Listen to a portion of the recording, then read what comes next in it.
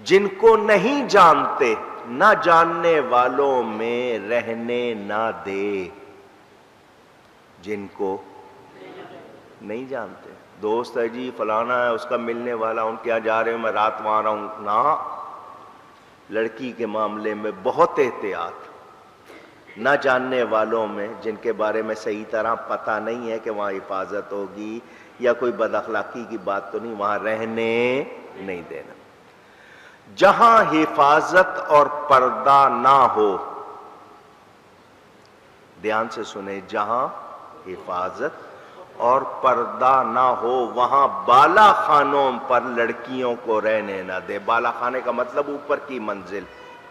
اگر حفاظت نہیں ہے اور پردہ نہیں ہے، تاک جھانک ہو رہی ہے گلی میں، ایک دوسرے سے نیچے سے اوپر دیکھا جا رہا ہے، اگر حفاظت اور پردہ نہیں ہے تو بالا خانے میں لڑکیوں کو نہ رہنے دے. اب کریں گے کیا؟ یہاں تو 40 منزلہ بلڈنگ ہے، تو لڑکیوں کو بھی شرم و حیا سکھائیں اور وہ کھڑکیوں میں، بالکنیوں میں اس طرح نہ آئیں. گھر میں بچیوں کو عمدہ لباس اور زیور کے ساتھ رکھے تاکہ اچھے رشتے آئیں.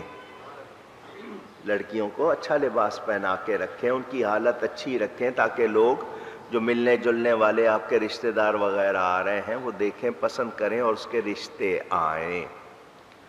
کف، کاف فے واو، کف، کفون احد پڑھتے ہیں نا، کف یہ جوڑ کو کہتے ہیں.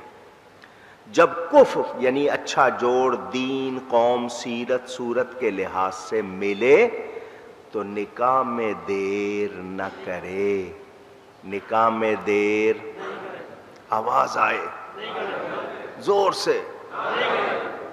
اور جی بچی کی عمر ہی کیا ہے، ابھی پڑھ رہی ہے جی، اور رشتوں کی کیا کمی ہے؟ نہیں ابھی تو بچی ہے، اتنی جلدی تو نہیں ہم کرتے. یہ باتیں ہمارے ہاں آ گئیں. نتیجہ گناہ کی صورت میں یا خرابی کی صورت میں. جی ابھی اس نے پڑھنا ہے، وہ 20-25 سال تک پڑھائی ہو رہی ہے، اتنی پڑھائی کر لی، اب جوڑ کا رشتہ نہیں مل رہا، بچی بیٹھی ہوئی ہے. اگلوں نے بھی کہا جی ہم نے کوئی یہاں پر کالج اسکول تو نہیں کھولنا، ہم نے بچی لانی ہے گھر کے لیے. طرح طرح کی باتیں سننے میں آتی. وہ تعلیم جو شعور دے، وہ تعلیم جو اخلاق میں مدد دے، وہ تعلیم جو آپ کو اچھا رہن سہن سکھائے، وہ بہت اچھی بات ہے. لیکن یہ کہ جی ایسے کام لڑکیوں کو نہیں، جی اتنا سکھا دیں نوکری کرنی پڑے تو کریں، یہ کریں وہ کریں. ہمارے ہاں قدریں بدل گئیں، نتیجہ ہمارے سامنے. تو بچی کی شادی میں دیر نہیں کرنی. اچھا رشتہ آیا، جاؤ پڑھنا ہوگا وہاں پڑھنا، جو کرنا وہاں کرنا. اچھے رشتے آ جائیں، پھر انتظار نہیں کہ نہیں اور آئے گا اور آئے گا اور آئے گا. اس طرح پھر ہم رہ جاتے ہیں. جوان ہونے پر شادی کر دے، دیر نہ کریں. ہرگز کسی بد مذہب بد عقیدہ کے نکاح میں نہ دے. وہ جی بہت اچھے ہیں جی، عقیدے کا کیا ہے، آپ پرواہ نہیں کرتے، منع کیا گیا ہے. اور کسی کا عقیدے کا فرق اتنا ہو کہ کفر ایمان کا فرق ہو تو پھر کوئی گنجائش، یعنی کسی کے عقیدے ایسے ہوں کہ اس میں کفر و ایمان کا فرق پایا جائے تو نکاح ہوگا ہی نہیں، سارے گناہ ہی ہوگا. کیونکہ جب وہ مسلمان ہی نہیں تھا تو پھر نکاح کیسے ہوا؟ یہاں ایک بات بتا دوں، مردوں کو، مسلمان مردوں کو اجازت ہے کہ وہ کتابیہ، کیا لفظ کہا میں نے؟ کتابیہ عورت سے شادی کر سکتا ہے، یہودی ہو عیسائی ہو، کتابیہ. لیکن کر سکتا ہے، یہ نہیں کہ کرے. گنجائش رکھی ہے، حکم نہیں دیا. حضرت عمر فاروق رضی اللہ تعالیٰ عنہ فرمایا کرتے تھے، مسلمانوں تم غیروں سے شادی کر رہے ہو، کیا مسلمان لڑکیاں ختم ہو گئی ہیں؟ بیج اچھا ہوگا، زمین اچھی ہوگی، فصل اچھی نکلے گی. ان سے غیروں سے کرو گے، کچھ نہ کچھ عادتیں، کچھ نہ کچھ اثر پرانا ہوگا، وہ تمہارے بچوں میں جائے گا. تو بد عقیدہ سے، بد مذہب سے نکاح نہیں کرنا. اب ہمارے ہاں کیا ہونے لگ گیا، مردوں کو اجازت تھی کہ اگر کوئی ایسی بات ہے کتابیہ عورت سے وہ شادی نکاح کر رہے ہیں، کر سکتے ہیں. اب لڑکیوں نے بھی غیر مسلموں سے شادیاں کرنی شروع کر دیں. یہ ٹوٹل حرام ہے، کوئی گنجائش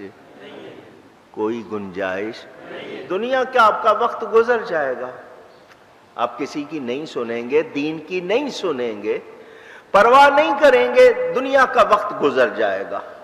10 سال 20 سال 50 سال 100 سال گزر جائے گا. قبر اور پھر حشر اور پھر آخرت. چند گھڑیوں کے لیے آپ نے اپنی خواہش کو اتنا سر چڑھا لیا کہ اگلی منزل آپ نے اپنی تباہ کر لی. تو وہ نکاح تو ہوتا نہیں ہے، ساری عمر حرام ہوتا ہے. پھر آگے وہ جو نسل جا رہی ہے وہ کیسی جا رہی ہے. یہ اسی لیے بے ادبیاں، گستاخیاں، کیونکہ جس کی اصل درست نہیں ہوگی اس میں کبھی بھی حیا نہیں ہوگی، اس میں ادب نہیں ہوگا. یہ یاد رکھیں آپ. تو یہ بہت زیادہ احتیاط کی ضرورت، مگر اب اس پر کہتے ہیں جی مولوی بیکورڈ ہیں، رجعت پسند ہیں، پتھر کے دور میں لے جانا چاہتے ہیں. ہم تو شریعت کی بات کر رہے ہیں. اور مجھے بتا دیں، انسانی عقل کیا اپنے لیے زیادہ اچھا سوچ سکتی ہے؟ اللہ اور اس کے رسول نے جو فرما دیا، کوئی اس سے اچھا سوچ سکتا ہے اونچی؟ تو جب اللہ اور اس کے رسول صلی اللہ علیہ وسلم نے بتا دیا اور پھر ہم کہیں کہ نہیں میں یوں اور میں وہاں، ہمارے ہاں سافٹ امیج کہتے ہیں. یہ جو ہے نا تشدد والا رویہ، یہ نہیں رکھو، سختی نہیں رکھو، سافٹ، نرم تاثر دو. نرم تاثر کیا ہے کہ سب جائز ہے. صوفی ازم نام رکھ لیا. کیا نام رکھ لیا؟ صوفی ازم. اسلام میں کوئی ازم نہیں ہے، عزم ہے. اسلام میں کوئی ازم نہیں ہے، عزم ہے. عزم، پختہ ارادہ دین پر عمل کرنے کا. یہ روحانیت جو ہے، اسپریچویلٹی، روحانیت جس کو تصوف کہتے ہیں، اب اس کو الگ صوفی ازم کہہ کے کیا کر دیا، جو مرضی کرو، بس تمہارا اپنا معاملہ ہے، جو مرضی کھاؤ، جو مرضی پہنو، بس لوگوں کے ساتھ محبت سے پیش آؤ، جو مرضی کرو. اور دین ہی نہیں ہے تو روحانیت کہاں ہوگی؟ دین ہی نہیں ہے تو صوفی کہاں سے ہوگا؟ یہ صوفی کسی چولے کا نام نہیں ہے، کسی لباس کا نام نہیں ہے، کسی مزاج کا نام نہیں ہے. یہ اللہ کے لیے خالص ہو جانے کا نام ہے. مخلوق کے ساتھ محبت کرنی ہے، لیکن جب اللہ کے ساتھ ہی وفادار نہیں ہے تو کسی اور کے ساتھ کیا کریں گے؟ وہ مراقبہ سینٹر کھول دیے، مرد و عورت آئے، نشہ کریں، جو مرضی کریں، بس. یہ صوفیزم کوئی چیز نہیں.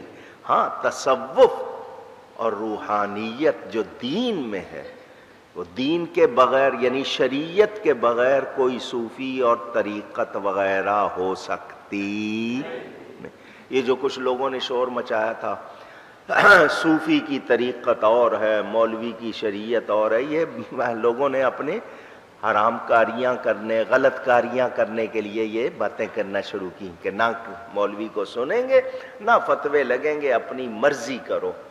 میرے نبی پاک صلی اللہ علیہ وسلم کائنات کی سب سے بہترین، افضل ترین ہستی، کیا ان کو نماز معاف تھی؟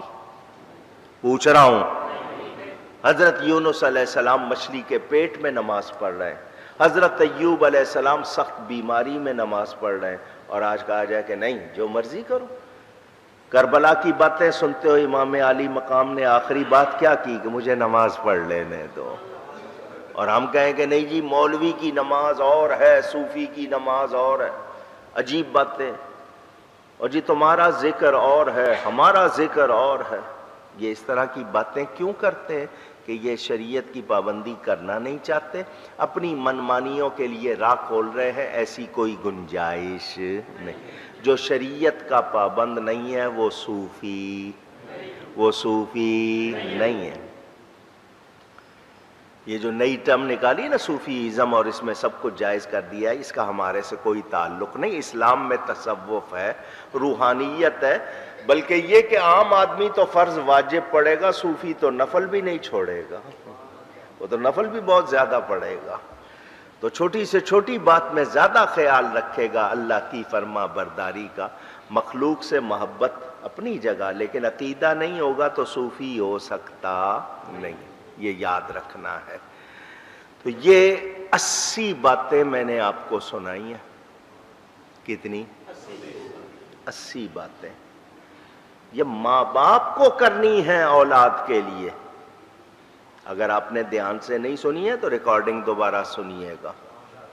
جو کمی ہے ہمیں وہ ٹھیک کرنی ہے، اولاد کو بھی بتانا ہے، لیکن بتانے کا انداز، وقت، وہ ہم بھول جاتے ہیں.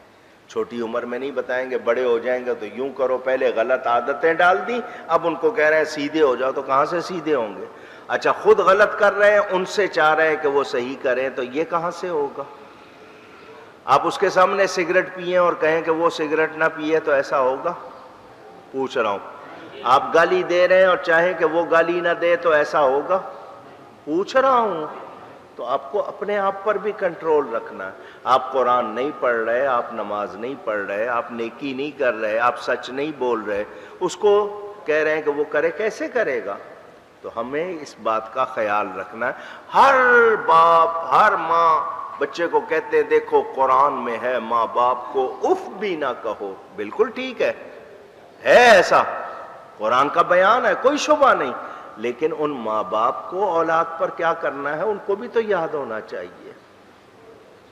اس کا انگریزی میں ترجمہ بھی انٹرنیٹ پر میرے ویب پیج میں دی گئی کہ بچوں کو چھوٹی عمر میں ہم آداب بھی سکھائیں، دین بھی سکھائیں، اخلاق بھی سکھائیں، مگر ہم ایسا کرتے نہیں.